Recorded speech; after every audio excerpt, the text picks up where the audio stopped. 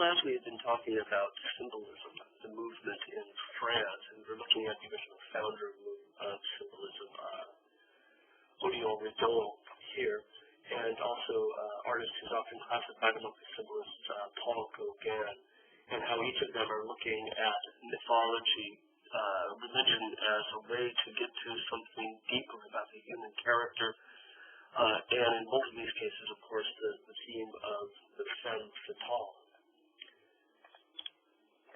Symbolism was particularly strong. Oh, we also looked at the Nabi group, the group who called themselves prophets, who are finding this same sort of mystical nature in domestic interiors and the everyday back in Paris.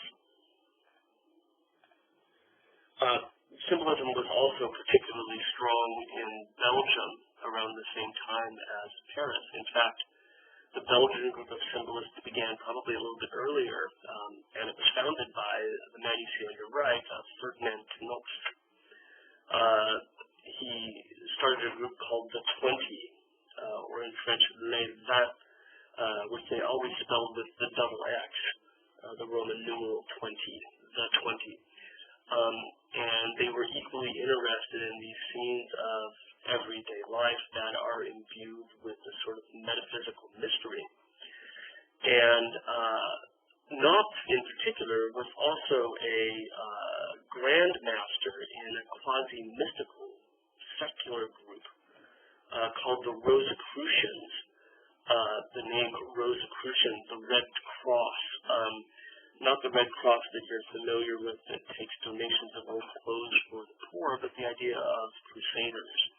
And it's a quasi-Christian mystical group that claimed a direct connection back to Renaissance alchemy. In fact, Knox himself had met a self-proclaimed prophet who helped inspire many of his ideas.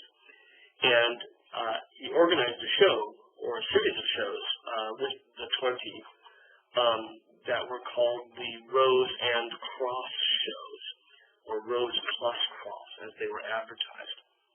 And this is all part of that Belgian version of symbolism. You can see our woman here leans on this counter, perhaps with a piano, it's hard to say, with those incredibly piercing eyes, almost the same color as the whites of her eyes.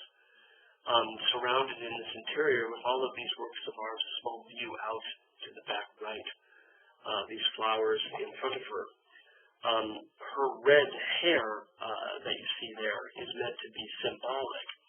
In the history of art, women with red hair were usually Mary Magdalene, and we see her here.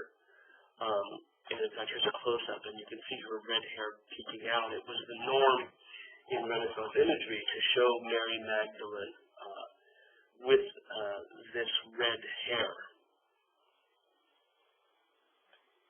That said, the lilies that you see in front of her, these three lilies here, are in fact symbols of the Virgin Mary. So she's both temptress and saint at the same time. Remember that Mary Magdalene used to be a prostitute. And here in this work from the National Gallery, we can see, in fact, the lilies in the foreground. But what's interesting is that for Knox, the lilies are colored red, which is a color rife with symbolism of seduction and passion. With that in mind, the view out to the world outside is to a hilly cityscape. You can see the street go off into the distance with the windows here. And it's utterly deserted. And really, I think, meant to be a symbol of decay and death. And in fact, if we look at everything else in the interior, the flowers, for example, in the foreground, these lilies aren't vibrant and blooming as they are in Van Eyck's, but in fact, they're dying spindly. Everything here is a sort of a symbol of death. And the title itself, in fact, comes from a poem, prominent poem from the mid-19th century from the Pre-Raphaelite group, and was written by a woman who in fact killed herself, even though the woman here is not modeled after Knott's sister. Another painter from the group of the 20 is James Ensor, also working in Belgium at the same time. You'll notice that the style of these two works is drastically different. Knott's works are much more realistic, much more stronger sense of chiaroscuro, whereas Ensor has a certain cartoony quality.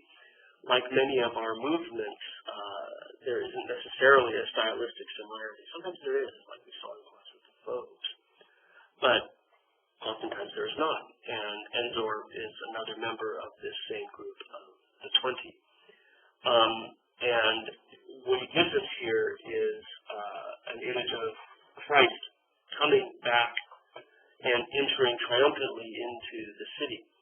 In the Bible, this takes place in Jerusalem, but Ensor has transposed it into contemporary Brussels in a somewhat jokey way.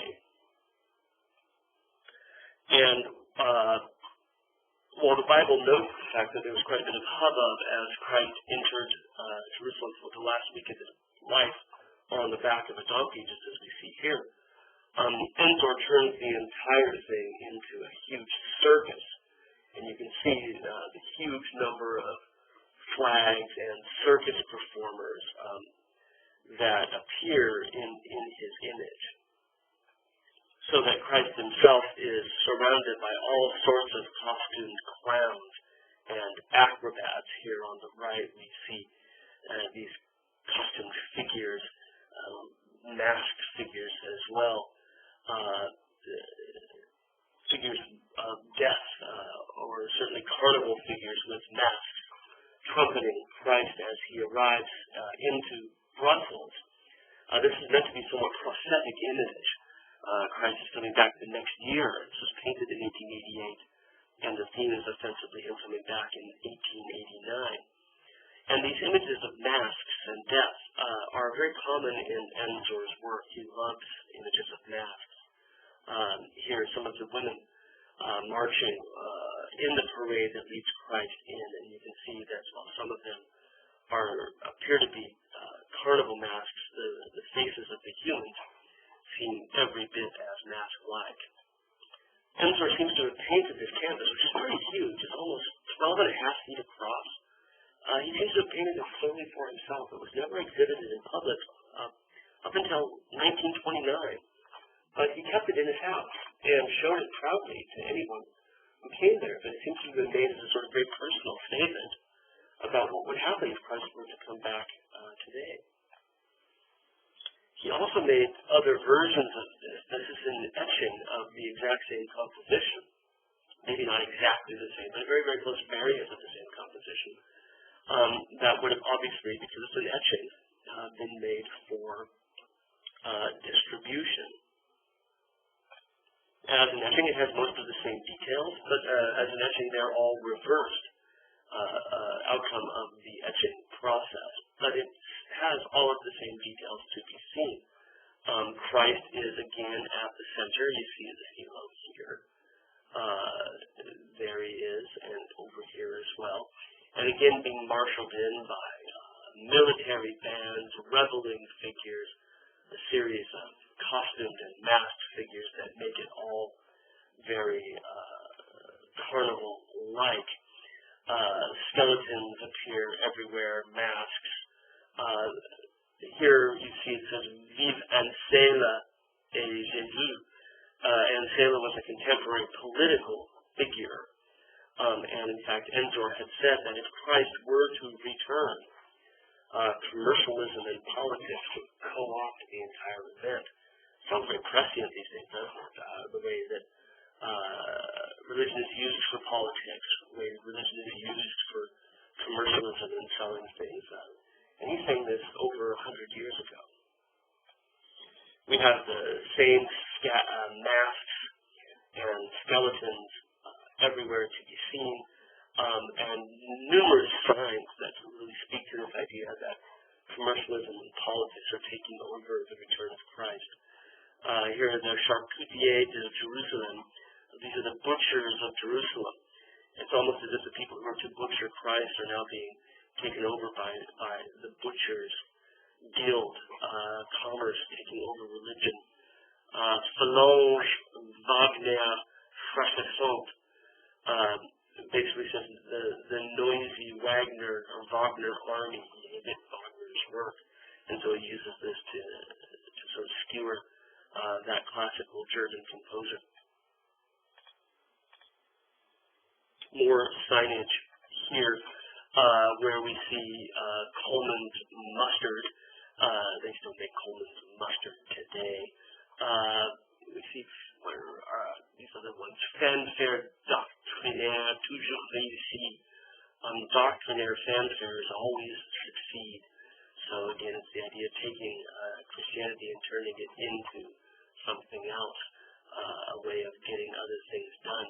Another political sign, Vive Denison, their Mouvement Flamand, which still goes on today, the Flemish movement, to separate from the rest of Belgium. Vive la Sociale, long live socialism, salute Jesus, hail Jesus, King of Brussels. La Sannerie Reconnaissante, the Grateful Samaritan. All these things tying into his idea about what's going on with Christ's return. You'll also notice that there's a sign that says Les Vins right there. Enzor felt mistreated by the group, and he puts this subtle sign in there as well to indicate that. Finally, with Enzor, he owes a great debt to past art, and particularly the Dutch. Since he's in Belgium, this makes sense. They're just next door. And Rembrandt's Christ presented to the people, one of his incredibly large prints from the end of his life, shows a very similar thing. Christ surrounded by the hubbub of everyday life, and the people really are just more like 17th century Belgians or Dutchmen than they are like 1st century Christians. And I think Enzor knows this. Figures looking in from the darkened upper left corner. We have that same motif here.